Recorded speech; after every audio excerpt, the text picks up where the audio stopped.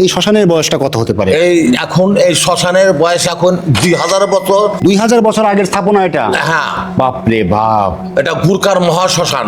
পুরো একটা গাছকে খেয়ে ফেলতেছে আর একটা গাছ, এবং যেভাবে এই গাছটাকে আষ্টে পুষ্টে করে বেঁধে রাখা হয়েছে গাছের মধ্যে সেভাবে কিন্তু এই গাছটা কোনোভাবে আর বেরোতে পারবে না। অসংখ্য ভক্তর সহানুভূতিতে এই মহাশ্মশান, এই শ্মশানটা স্থাপিত হয় 2000 বছর আগে। 2000 বছর আগেকার এই শ্মশান।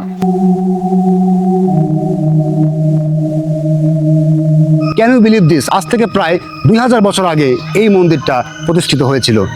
ইংরেজি সাল যখন থেকে গণনা করা শুরু হয় তার ঠিক মাত্র 25 বছর পরেই এই মন্দিরটা প্রতিষ্ঠিত করা হয়। এত প্রাচীন একটা মন্দির যে আমাদের এই রাজশাহী বিভাগেই আছে, সিরিয়াসলি আমি এখানে ক্যামেরা নিয়ে না আসলে আমি জানতেই পারতাম না। এই শ্মশান 2000 বছর থাকাকালীনে নাহলে 10 বার এখানে এই শ্মশানটা ভাঙছে। এখান থেকে 2000 বছর আগের স্থাপনা। হ্যাঁ, 2000 আগের স্থাপনা। এটা ভাঙ্গার পরে নদীতে বিলীন হয়ে যায়। বিলীন হয়ে গেলে পরে এই মোজাটা যা দেখতেছেন এখানে, এটা হলো ঘুরকার মোজা। এটা কি এখন আছে এখানে বসাক, এখানে হিন্দু পাড়া ছিল, ওনারা এই শ্মশানটা দান করে গেছে। দুর্গাচরণ আরো বসাকরা ওনারা দান করে গেছে শ্মশানটা। এই শ্মশানটা হলো 13 বিঘা শ্মশান। এই শ্মশানের বয়স আপনার 2000 বছর। এখন এই যে এখানে যারা আছে এটা 200 বছর। এটা এখান থেকে যা দেখতেছেন 200 বছরের এটা স্থান। এই 200 বছর আগে কোথায় ছিল? ওই নদীর ওটা বিলীন হয়ে গেছে।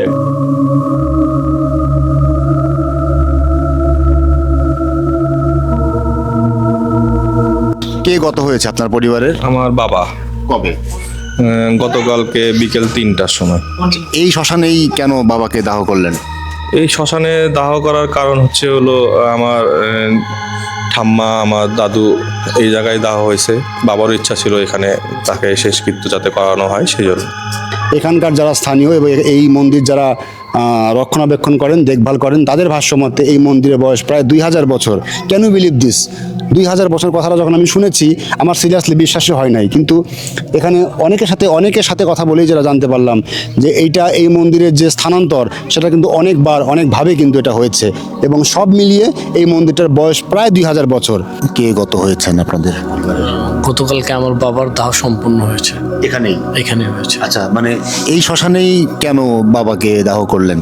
আমাদের সিরাজগঞ্জে এটা একটু খুবই পুরাতন একটা শ্মশান, এবং আমরা যারা শহরে এখানে বসবাস করি আমরা সবাই এখানেই দাহ করি। স্বর্গরথ, এবং এই স্বর্গরথের একেবারে অগ্রভাগের অংশ হচ্ছে এই শঙ্খের মতো জায়গাটা। মূলত যারা দূর দূরান্ত থেকে যারা লাশ নিয়ে এই শ্মশানে আসে তাদেরকে এই স্বর্গরথে করেই এই শ্মশানে নিয়ে আসা হয়। এটা তারকনাথ মন্দির, এবং এই মন্দিরের ঠিক একেবারে উপরে ভগবান শঙ্কর মহাদেবের যে ছবিটা দেখা যাচ্ছে, ছবির ঠিক একেবারে বাম পাশে এই জায়গাটা ছোট্ট একটা পাথর আছে, এবং এই পাথরটা কিন্তু সেই কুচবিহার থেকে আনা হয়েছে, এবং ধারণা করা হয় যে এই পাথরটাই নিয়ন্ত্রণ করে পুরা এই সমাধিস্থানটা। এখানে যারা হিন্দু সম্প্রদায়ে আছে অনেকেই আছে যারা সৎকার না করে, তারা দাহ না করে তারা এখানে সমাহিত করে। এমন অনেক সমাধি কিন্তু এখানে রেখে দেওয়া হয়েছে, এবং এই পুরা সমাধি স্থানটাই মূলত নিয়ন্ত্রণ করে এই তারকেশ্বর মন্দিরটা।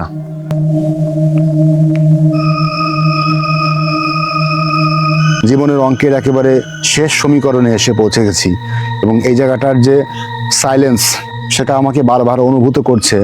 আপনি যত সুন্দর করেই, যত পরিকল্পনা করেই আপনি সুসজ্জিত করার চেষ্টা করেন না কেন, আপনার শেষ ঠিকানা কিন্তু ধর্মমতে কারো আগুন এবং কারো মাটি। আর এই গাছটার বয়স 200 বছর। আর এ জায়গায় এটা একটা জাতীয় মন্দির, এবং এই জাতীয় মন্দিরে সমগ্র জাতির অবদানেই প্রতিষ্ঠিত এই মন্দির। আর এই মন্দিরে প্রতিদিন অসংখ্য ভক্ত এখানে আসে এবং যায়, এবং তারা কিছু সাহায্য সহানুভূতি করে। এবং এটা বাংলাদেশের ভিতরে সিরাজগঞ্জ শহরে এটা ব্রিটিশ আমলের এই মন্দিরটা অবস্থিত, এবং এই মন্দিরে অসংখ্য গুণাগাহী এবং এই অত্র এলাকার সবাই মিলে তাদের অবদান আছে, এবং তাদের অবদানে এই প্রতিষ্ঠান। পূজার পরের দিন না হলো আপনার 15,000 লোক প্রসাদ বিতরণ করা হয়। 15,000 লোক প্রসাদ পায়। সিরাজগঞ্জের 15,009 থানার লোক এখানে আছে। বাপরে! আমার এই যে গঙ্গা দেখতেছেন, এই গঙ্গা আপনি সারা ভারতবর্ষ বসছে নাই।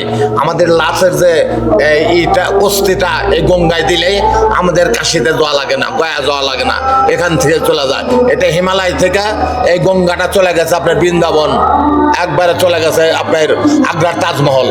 এই মন্দিরে আমাকে আমন্ত্রণ জানানোর জন্য আমি স্পেশাল ভাবে ধন্যবাদ দিতে চাই আমার খুবই শ্রদ্ধেয় বড় ভাই রতন ভাইকে। ভাই অনেক ধন্যবাদ। ধন্যবাদ দেওয়ার কিছু নেই, আপনি আমাদের সিরাজগঞ্জ এসেছেন, আমাদের অতিথি, আমাদের ভালোবাসার এক মানুষ।